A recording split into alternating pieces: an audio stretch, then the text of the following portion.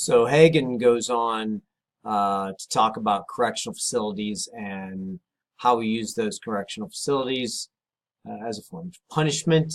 Talks about 7 purposes of criminal sanctions: restraint or incapacitation,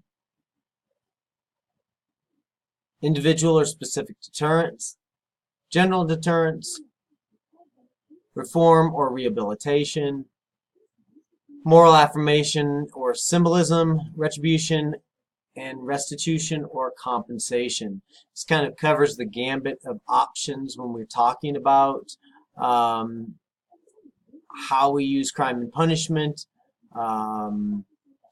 Correctional facilities are a social control tool,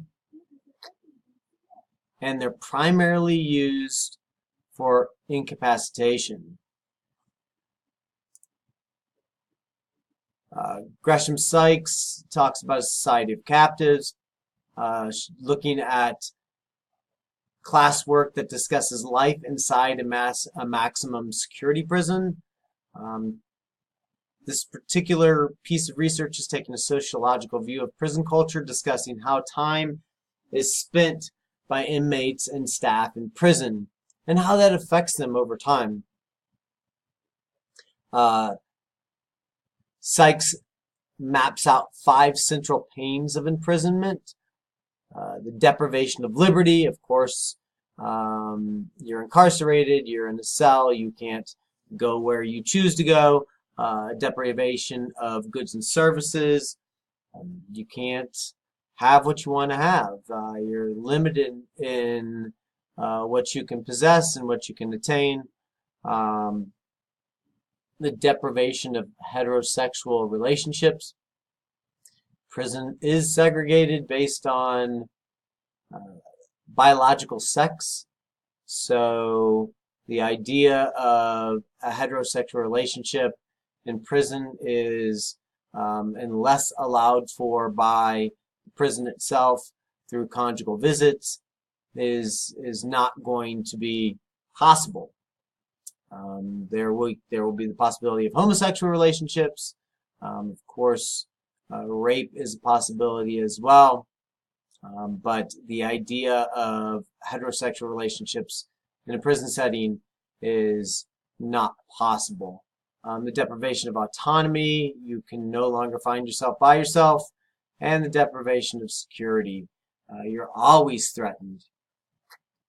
The institution itself is a dangerous place, whether that threat comes from the guards or the inmates. It's real and it's ever present. Brings us to juvenile correctional facilities. These are also known as training schools or reform schools, and they're oftentimes the last chance to avoid adult prison. And of course, punishment and a criminal record. The processes are similar to adult prisons. If you're convicted of a crime, delinquency, and you're ultimately sentenced to confinement, juvenile institutions have more of a focus on rehabilitation because the younger you are, the more society is going to at least try to placate the idea that you can be changed. These have more of an emphasis on education, anger management, therapy, and other things. Could be drug rehabilitation as well. We invest our resources here to try and save an individual while they're still young. One of the basic challenges to labeling somebody deviant is how do we then bring them back into the social fold? Returning to the community after time in an institution can be extremely problematic. First off, it could be a shock to the system and could require an adjustment, whether that's coming straight out of prison or a mental institution or the military. We know readjustment is something that is necessary, and if we're hoping that the individual has the best opportunity to resocialize, then we'll really pay heed to this adjustment period. When we're talking about incarceration, felony records are consequential after time is served. They continue to follow you around, whether it's in reference to work, living, whether you can hang around children. Those things are very real in reference to the felony charge that you're going to come out of prison with. Individuals face difficulty coping with the stigma, of course, and overcoming obstacles to build a new life. That record haunts them. I know someone who was incarcerated and came out of his incarceration with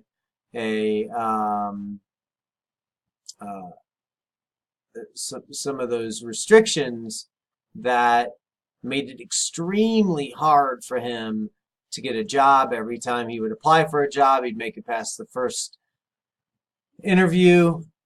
The background check would always take him down. It's not surprising that over time this wears previous incarcerated people down, and they either return to a similar type of crime, or there is a high amount of suicide rates in these individuals as well. Of course, this creates a stigma of felony conviction that may lead to closing of doors, negatively affecting employment opportunities, educational funding, housing, and the ability to vote. Speaking of the ability to vote, if you're disenfranchised and you're being adversely impacted by the system, the fact that you cannot cast a vote to try and change the system is, at least in my mind, a double jeopardy.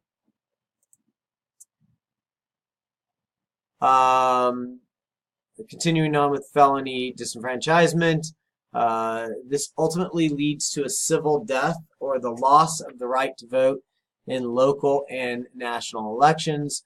There are also formal consequences of felony convictions that vary by state, and this ultimately creates these individuals as less than the average citizen, and in the end, it's a denial of a voice in the society in which they live.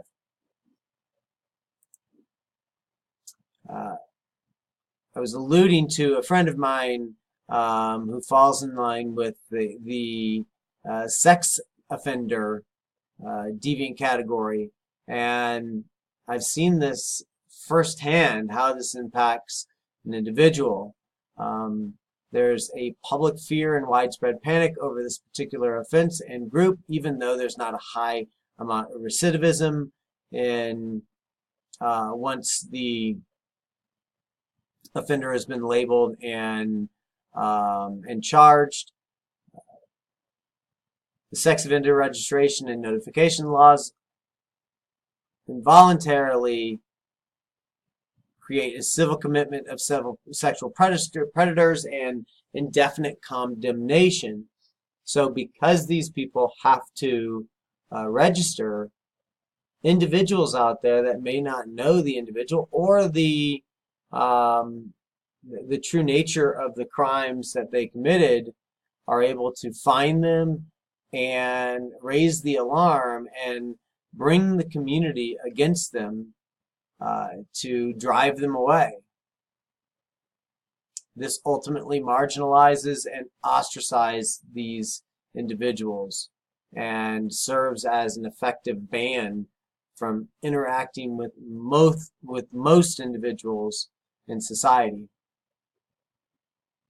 The question we have to ask ourselves is, have individuals forfeited their rights forever once they are convicted of a crime? Or should those rights and opportunities be restored once they have served their mandated sentences? Are redemption and reintegration possible?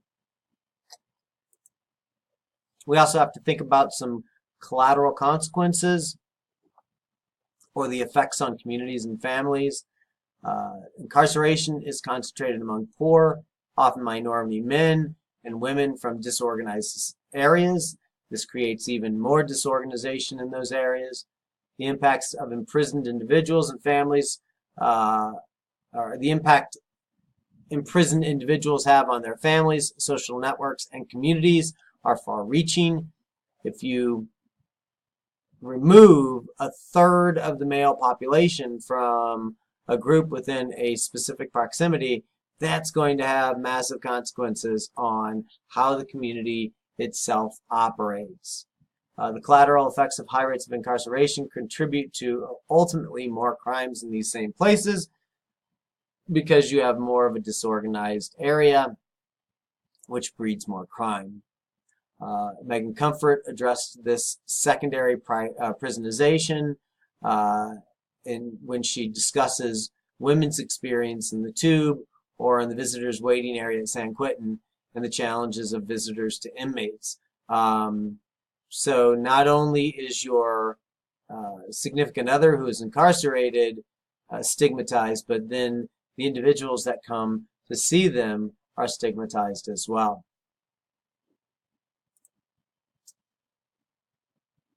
This brings us to the section of deviance in the streets and the suites. Of course, money can matter when considering a jail sentence. The Fremont Detention Center near San Francisco acts as a pay-to-stay prison that allows health, nonviolent, or that allows wealth to determine the type of prison experience you get, where nonviolent offenders can stay at a cost of $155 a night and a one-time $45 fee. This particular institution is offering health and security in your prison stay versus being incarcerated with the general population. This indicates that it offers no special treatment or benefits. However, it is smaller, quieter, and its detainees will not have to interact with the population of the county jail. Institutionalization without some of the potential problems associated with it. This is kind of like